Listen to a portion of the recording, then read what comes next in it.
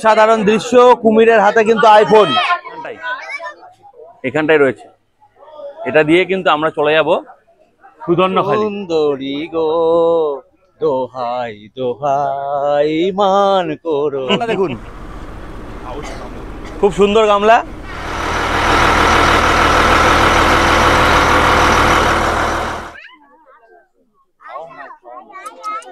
এই হাত খাই নেবে কিন্তু।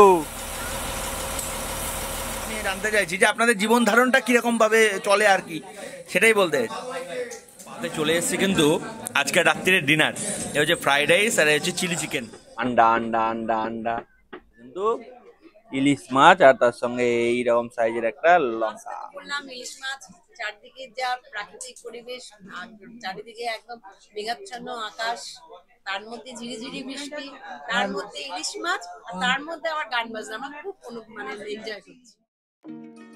বঙ্গোপসাগরের উপকূলবর্তী অঞ্চলে অবস্থিত একটি প্রশস্ত বনভূমি হল সুন্দরবন। 10,000 বর্গ কিলোমিটার জুড়ে গড়ে ওঠা এই সুন্দরবনের 66 ভাগ রয়েছে কিন্তু বাংলাদেশে, আর বাকি 34 ভাগ রয়েছে আমাদের ভারতবর্ষে। 6 ডিসেম্বর 1997 খ্রিস্টাব্দে ইউনেস্কো বিশ্ব ঐতিহ্যবাহী স্থান হিসেবে স্বীকৃতি লাভ করে এই সুন্দরবন। এই সুন্দরবনে প্রচুর প্রজাতির গাছপালা দেখলেও সর্বাধিক যে গাছ আপনারা দেখতে পাবেন তা হল সুন্দরী ও গেওয়া। এই সুন্দরবনে প্রচুর প্রজাতির বন্যজন্তু রয়েছে, তার মধ্যে সব থেকে বিশেষ হচ্ছে দ্য রয়্যাল বেঙ্গল টাইগার। গত 9 আগস্ট 2024 তার নেচার আউটপোস্টের সঙ্গে আরও 31 জনকে নিয়ে আমরা রওনা দিয়েছিলাম সুন্দরবন ভ্রমণে। সেই গল্প আপনাদের সঙ্গে আগেই কিন্তু আমি শেয়ার করেছি। যারা দেখেননি আমি ওপরের আই বাটনে এবং ডেসক্রিপশন বক্সে লিঙ্ক দিয়ে দিলাম, চাইলে দেখে নিতে পারেন। চলুন আর কথা না বাড়িয়ে সুন্দরবনের দ্বিতীয় দিনের ভিডিওটা শুরু করা যাক।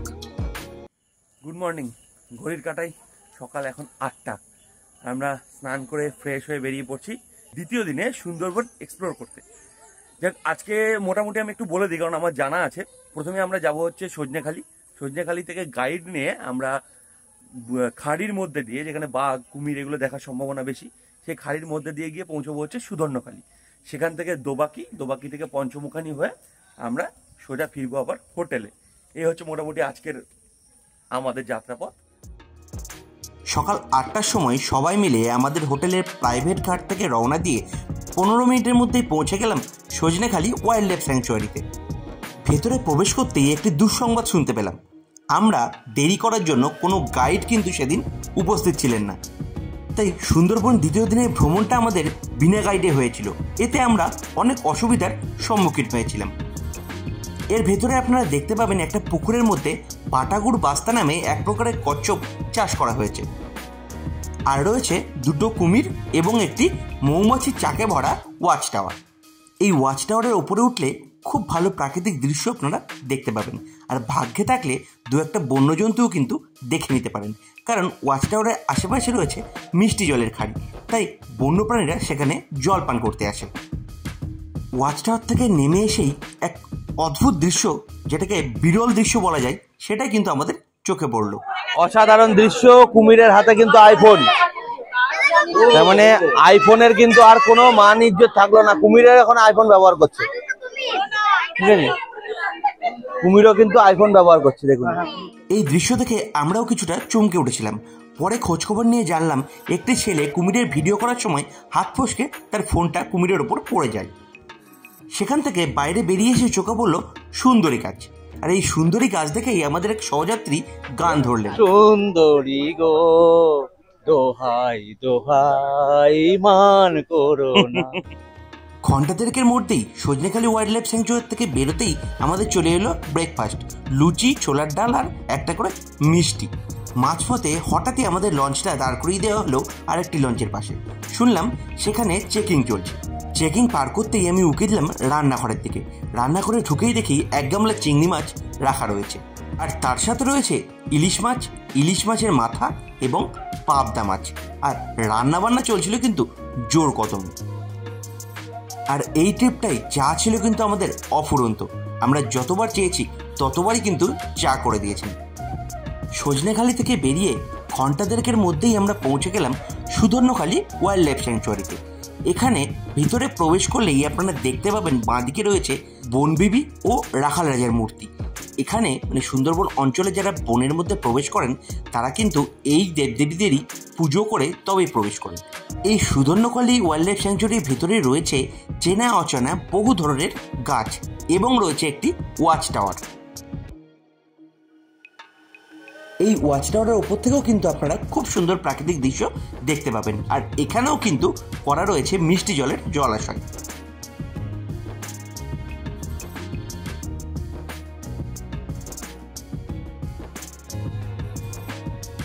সুধন্যখালী ওয়াইল্ড লাইফ স্যাংচুয়ারিতে ঘন্টাখানেক সময় কাটিয়ে লঞ্চে উঠতেই আমাদের হাতে চলে এলো চিংড়ি মাছের পকোড়া। চলে এসেছে চিংড়ি মাছের পকোড়া গরম গরম।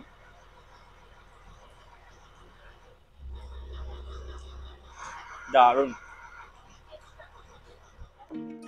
চিংড়ি মাছের পকোড়া খাওয়ার পরেই ইচ্ছা হলো একটু শাহরুখ খান সাজার, তাই তড়িঘড়ি চলে গেলাম লঞ্চের সামনে। শাহরুখ খানের মতো পোজ দিয়ে দাঁড়াতেই পৌঁছে গেলাম পঞ্চমুখানিতে। পঞ্চমুখানি পার হওয়ার সময় বোটে বা লঞ্চের নিচে দাঁড়ানো কিন্তু সম্পূর্ণভাবে নিষিদ্ধ, তাই আমার আর শাহরুখ খান সাজা হলো না, তাই বাধ্য হয়ে উপরে উঠে এলাম। সেদিন যাওয়ার সময় পঞ্চমুখানির জল ছিল কিন্তু খুবই শান্ত, বলতে গেলে এক কথায় সেরকম ঢেউ কিন্তু আমরা যাওয়ার সময় পাইনি, কিন্তু ভয়ানক দৃশ্য দেখেছিলাম ফেরার পথে, সেটা ক্রমশ প্রকাশ্য। সুধন্যখালী থেকে পঞ্চমুখানি হয়ে দোবাকি আসতে আমাদের সময় লেগেছিল প্রায় 2.5 ঘন্টা। আর দোবাকিতে ঢুকেই যেটা হলো সে এক ভয়াবহ পরিস্থিতি, প্রায় লঞ্চে লঞ্চে মারামারি, আর আমাদের প্রত্যেকেই খুব ভয় পেয়ে গেছিলাম এই দৃশ্য দেখে।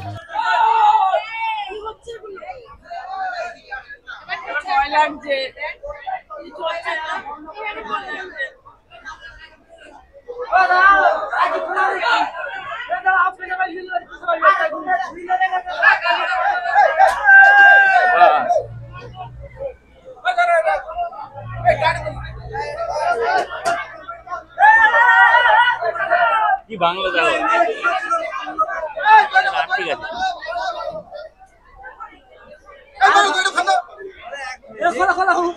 দেখুন এই দেখুন, এদিকে লঞ্চ লাগছে, ওদিকে লঞ্চ লাগছে, চারিদিকে কিন্তু বিশৃঙ্খলা সৃষ্টি হয়ে গেছে কিন্তু চারিদিকে। এই যে এখানে এটা যেমন আটকে গেছিল এতক্ষণ, এখন রিলিজ হয়েছে। আবার ওইদিকে পিছনে এই দেখুন, এইদিকে চারিদিকে কিন্তু এই দেখুন, ওদিকে আবার লাগছে।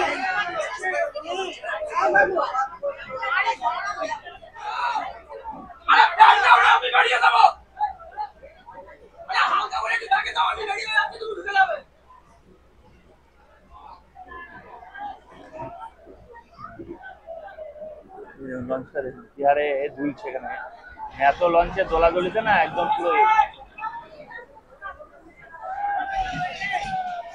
এই দেখুন এই অবস্থাটা দেখুন খালি। আর এই যে সুকন্যা কি বলছে, তুমি বলো কি বক্তব্য আছে তোমার? ভয় লাগছে? কেন ভয় লাগবে?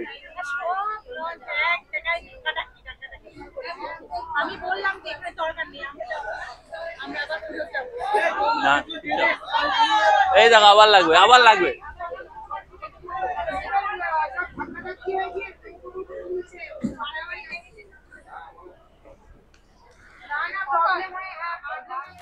দোবাকিতে লঞ্চ রাখার জায়গা না পেয়ে আমরা সিদ্ধান্ত নিয়েছিলাম লাঞ্চ করে তারপর আমরা দোবাকিতে ঢুকবো, তাই মাঝ নদীতে নোঙর ফেলে চলেছিল আমাদের সেদিনের মধ্যাহ্ন ভোজন।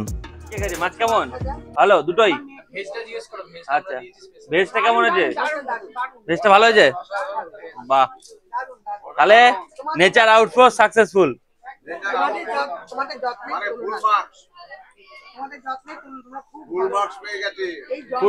কেমন হয়েছে বলুন?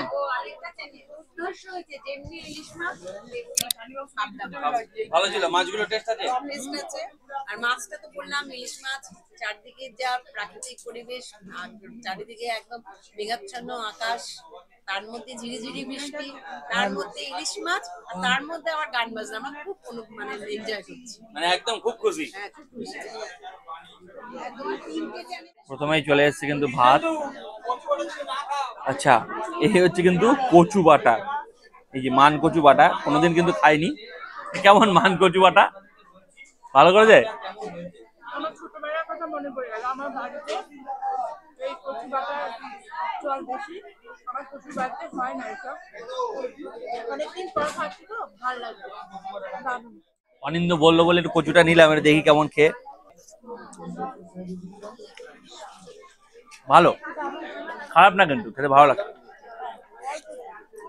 ওই নারকেল টারকেল দিয়ে কচু বাটা ওই ভালো করে। চলে এসছে কিন্তু ডাল, আর তার সঙ্গে রয়েছে আলু ভাজা।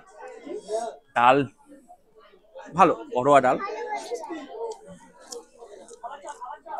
আর ডালের মধ্যে কিন্তু মাছের মাথা দেওয়া রয়েছে, সুকন্যাকা দিয়েছে পুয়ের ডাটা, এটা আমি নিয়ে নিই। আমার তো মানে ডালের খাবার চাই, কচু বাটা, ডাটার তরকারি, দারুণ দারুণ দারুণ। হাতে পড়ে গেল কিন্তু ইলিশ গ্রেভি দিও, বাহ।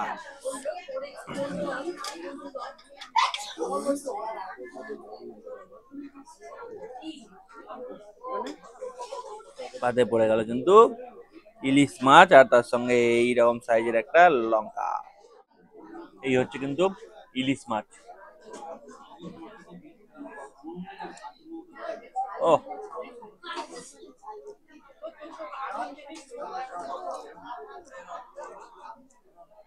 দারুণ টেস্ট। এইবার চলে এলো পাবদা গ্রেভি দিও।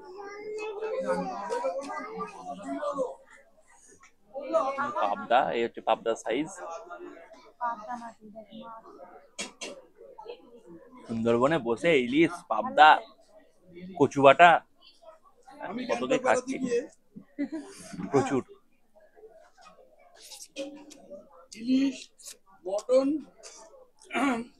পাবদার ঝোলটা সুপার হয়েছে। মধ্যাহ্ন ভোজনের জন্য প্রায় ঘন্টা দেড়েক সময় অতিক্রান্ত করে আমরা এসে পৌঁছালাম দোবাকিতে। দোবাকিতে রয়েছে 496 মিটার দীর্ঘ একটি ক্যানোপি ওয়াক, যার উচ্চতা সমতল থেকে 20 ফুট এবং পাশে যে ফেন্সিংগুলো দেওয়া রয়েছে তার উচ্চতা 12 ফুট। এই ক্যানোপি ওয়াক করতে করতেই আপনারা কিন্তু দু সাইডে দেখতে পারেন চিতল হরিণ এবং রয়্যাল বেঙ্গল টাইগার। এই দোবাকির ভিতরেও রয়েছে একটা ছোট ওয়াচ টাওয়ার। ওয়াচ টাওয়ারের ওপরে উঠলেও কিন্তু চমৎকার দৃশ্য দেখা যায়। এই ওয়াচ টাওয়ারের ওপরে উঠলেও আপনারা কিন্তু দেখতে পাবেন এর আশেপাশেও রয়েছে মিষ্টি জলের জলাশয় এবং ওপর থেকে বিদ্যাধরী নদীর কিন্তু খুব সুন্দর ভিউ পাওয়া যায়। ক্যানোপি ওয়ার্কের প্রায় শেষের দিকে হঠাৎ চিৎকার চেঁচামেচি শুনে ছুটে এসে দেখি ইনি চুপচাপ দাঁড়িয়ে আছেন আমাদের দর্শন দেওয়ার জন্য। ভালোভাবে দেখবো বলে ফেন্সিংয়ের ওপর দিয়ে ক্যামেরাটা তুলতেই দেখি উনি পোজ দিয়ে ক্যামেরার দিকে দাঁড়িয়ে আছেন, ওনার ছবি যাতে ভালোভাবে আসে। দুখানা হরিণ কিন্তু আমরা সেদিন দেখতে পেয়েছিলাম। দোবাকি ঘুরে লঞ্চে ওঠার পরেই আমাদের কাছে চলে এলো কাটা ফল, ছিল পেয়ারা এবং শশা। ফল খাওয়ার পর আবার আমি উকিয়ে দিয়েছিলাম রান্নাঘরের দিকে, গিয়ে দেখলাম সন্ধ্যের টিফিনের প্রস্তুতি চলছে। দেখছেন চোখে মুখের কি পরিস্থিতি, রান্নাঘরের ভেতরে ছিলাম, কি অবস্থা, বিভৎসভাবে ঘেমে গেছি। তবে এর উপায় কিন্তু আমার কাছে একটা আছে, যেটা হলো এই পেগাস হার্বালের অ্যালোনিম ফেস ওয়াশ, যার মধ্যে কিন্তু আপনারা প্যারাবেন, সিলিকন, মিনারেল অয়েল কিছুই পাবেন না। সম্পূর্ণ আয়ুর্বেদিক পদ্ধতিতে কিন্তু এই ফেস ওয়াশটি তৈরি করা হয়। এটার পর আপনাদের দিতে হবে এই পেগাস হার্বালেরই অ্যাকোয়াডোজ টোনার। এর মধ্যেও কিন্তু আপনারা কোনো প্যারাবেন, সিলিকন ও মিনারেল অয়েল পাবেন না। সম্পূর্ণ আয়ুর্বেদিক পদ্ধতিতেই কিন্তু এই পেগাস হার্বাল এই প্রোডাক্টগুলি তৈরি করে। আপনারা যদি এগুলো পারচেস করতে চান, নিচের ডেসক্রিপশন বক্সে লিঙ্ক দেওয়া থাকলো। দোবাকি থেকে ফেরার পথেই দেখেছিলাম কিন্তু আমরা পঞ্চমুখানির ভয়ঙ্কর রূপ। সত্যি কথা বলতে সেদিন সুকন্যা ও সহযাত্রীদের সঙ্গে আমিও কিন্তু বেশ ভয় পেয়ে গেছিলাম। তোমার বলো কি হয়েছে, কি হয়েছে বলো, হ্যাঁ কেমন লাগছে, কেমন লাগছে তোমার? কি হলো, তুমি এরকম করছো কেন, কি হয়েছে? হ্যাঁ জল দেখুন,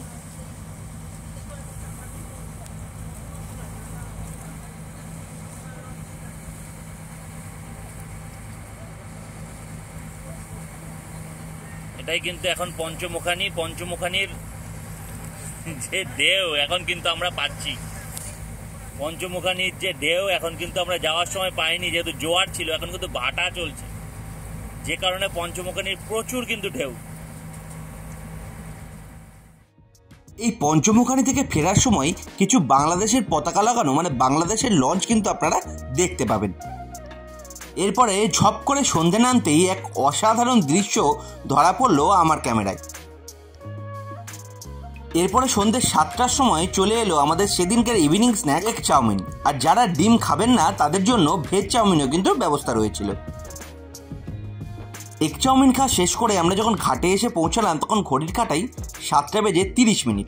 যেহেতু আমাদের সকালে বেরোতে দেরি হয়েছিল সেই কারণেই এত দেরি করে কিন্তু আমরা সেদিন হোটেলে ফিরেছিলাম। হোটেলে ঢুকে ফ্রেশ হয়ে আস্তে আস্তেই দেখি আদিবাসী নৃত্য কিন্তু শুরু হয়ে গেছিল, কারণ তখন বেজে গেছিল ঘড়ির কাঁটায় প্রায় 9টা।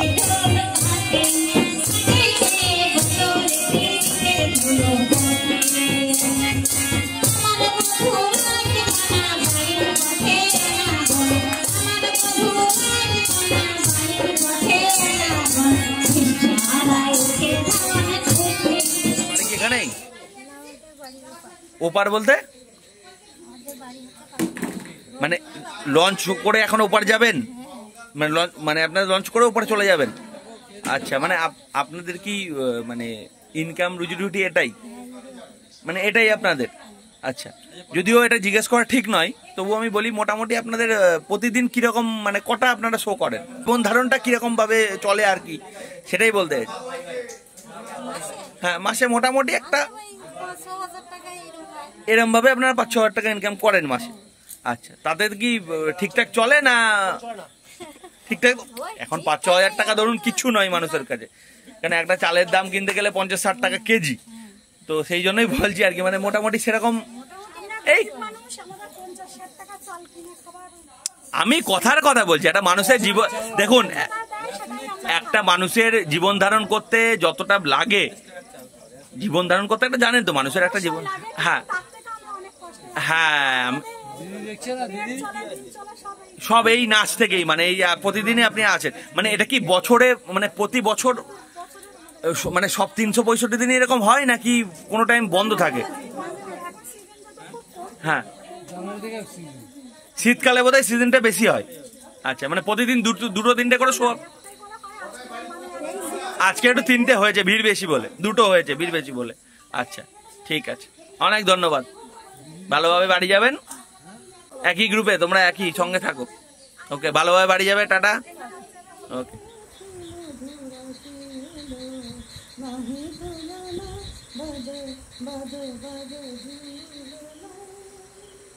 চলে আসছে ফ্রাইড রাইস আর চিলি চিকেন, আজকে রাত্রে ডিনার। ঠিক আছে, কত চিকেন দিয়েছে, যাই হোক জাস্ট একটু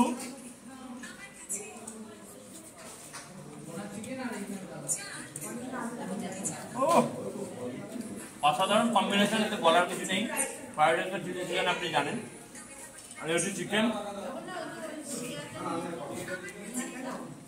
ধরতেই পড়ে গেল।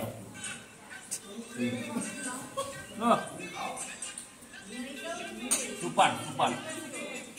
আমি এই সুপর্ণাতে নিয়ে এসে এই সুন্দর কোন ট্যুরে যে আনন্দ করলাম, এটা মনে হয় নেচার আউটপোস্ট ছাড়া সম্ভব হতো না। অরিজিনালি বলছি, আমি নেচার আউটপোস্ট ছাড়া সম্ভব হতো না।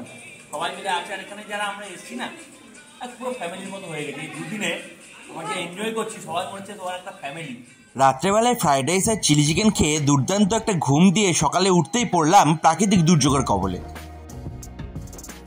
এখন বাজে হচ্ছে 9:15, আর আমাদের হোটেলের যে ফেরিঘাট ছিল পেছনে, সেই ঘাট কিন্তু পুরো জলে জলাময় এবং কাদা, ওই ঘাটে আমরা উঠতে পারবো না। এই পেছনে একটা অন্য ঘাট রয়েছে, এই ঘাট থেকে কিন্তু আমরা উঠবো। আর প্রায় দেরি হয়ে গেছে, আর 8:30টায় বেরোলে আমাদের ভালো হতো। আর সকাল থেকে প্রচণ্ড বৃষ্টি। সকাল 10টার সময় সবাই মিলে সুন্দরবনকে টাটা জানিয়ে আমরা বাড়ি ফেরার উদ্দেশ্যে রওনা দিলাম। আর মাঝে মানে এই তৃতীয় দিনে ফেরার মাঝে একটি সাইড সিনই থাকে, যেটা হলো লোকনাথ বাবার আশ্রম। লঞ্চ ছাড়ার কিছুক্ষণের মধ্যেই আমাদের চলে এলো শেষ দিনের ব্রেকফাস্ট, লুচি আর ঘুগনি। ঘুগনিটার টেস্ট কিন্তু দুর্দান্ত ছিল, আর এর সঙ্গে দিয়েছিল একটা করে ডিম সিদ্ধ। সেদিন আমরা আর লোকনাথ বাবার আশ্রমে নামিনি, লঞ্চ কিন্তু দাঁড়িয়েছিল লোকনাথ বাবার আশ্রমের ওখানেই, কারণ সেখান থেকেই লঞ্চের ট্যাঙ্কিতে জল ভরা হয়। লোকনাথ বাবার আশ্রমে না নেমে আমরা সবাই মিলে সিদ্ধান্ত নিলাম একটা ছোট্ট অনুষ্ঠান করার, মানে যে যেরকম পারবে, যে যেটাতে পারদর্শী সেটাই পারফর্ম করে দেখাবে। প্রথমে শুরু হলো এই বাচ্চা মেয়েটির নাচ দিয়ে।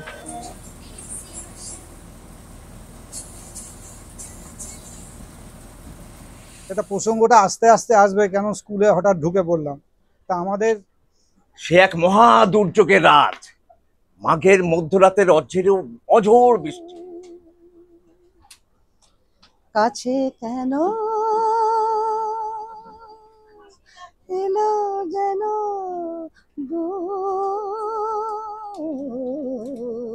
তোমার সঙ্গে বেঁধেছি গোপনে গেছে ঝরে।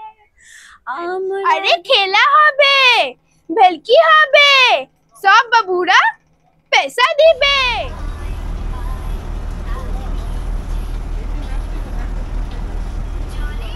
উপরে নাচ গান চলতে থাকলো, আর আমিও উকি দিলাম রান্নাঘরের দিকে। দিয়ে দেখলাম হয়ে গেছে ইলিশ বিরিয়ানি ও চিকেন কষা। ভাত ছিল যারা বিরিয়ানি খাবে না তাদের জন্য, আর ইলিশ মাছগুলো আলাদাভাবে ভেজে রাখা ছিল। রান্নাঘর থেকে উপরে উঠে এসে এই ড্রাইভারের সিটটা দখল করে বসলাম। বাইক 4 চাকা তো অনেক চালিয়েছি, তাই সুন্দরবনে গিয়ে লঞ্চ চালানোর অভিজ্ঞতাটাও একটু অর্জন করলাম। দুপুর 1:30 নাগাদ আমাদের লাঞ্চ পরিবেশন করে দেওয়া হলো। মেনুতে ছিল ইলিশ বিরিয়ানি আর চিকেন কষা, আর যারা ইলিশ বিরিয়ানি খাবেন না তাদের জন্য ভাতেরও বন্দোবস্ত ছিল। শেষের দিনটা সবাই একটু তাড়াতাড়ি খেতে বসে যায়, কারণ 2:30 থেকে 3টের মধ্যে কিন্তু আপনাদের গন্তব্যস্থলে তারা নামিয়ে দেবে। এই চলে এসছে কিন্তু ইলিশ মাছ দুপুরের খাওয়াতে। এই চলে এসছে ইলিশ আর তার বিরিয়ানি। তো বিরিয়ানিটা টেস্ট করি।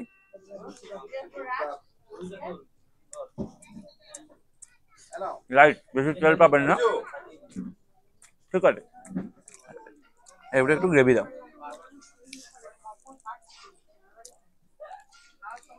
পরে গেছে চিকেন, চিকেন কষা। এই হচ্ছে চিকেনের পিস।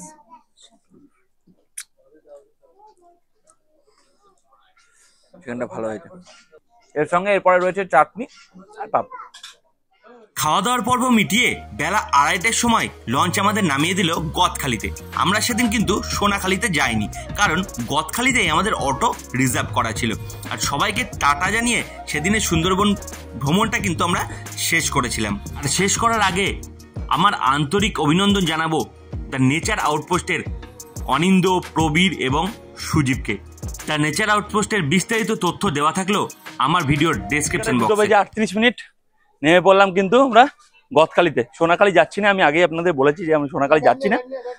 তো এই হলো সুন্দরবন ট্যুর আমাদের 2 রাত্রি 3 দিনের। কেমন লাগলো ভিডিও অবশ্যই কমেন্ট করে জানাতে ভুলবেন না। ভালো লাগলে লাইক, শেয়ার এবং সাবস্ক্রাইব করবেন। তাহলে দেখা হচ্ছে অন্য কোথাও অন্য কোনো ভিডিওতে। ততক্ষণ সবাই ভালো থাকুন, সুস্থ থাকুন, সঙ্গে থাকুন এবং দেখতে থাকুন Krishnendu Sukanya blogs. Tata. Nature outpost hip hip hooray, nature outpost hip hip hooray, the nature outpost hip hip hurray.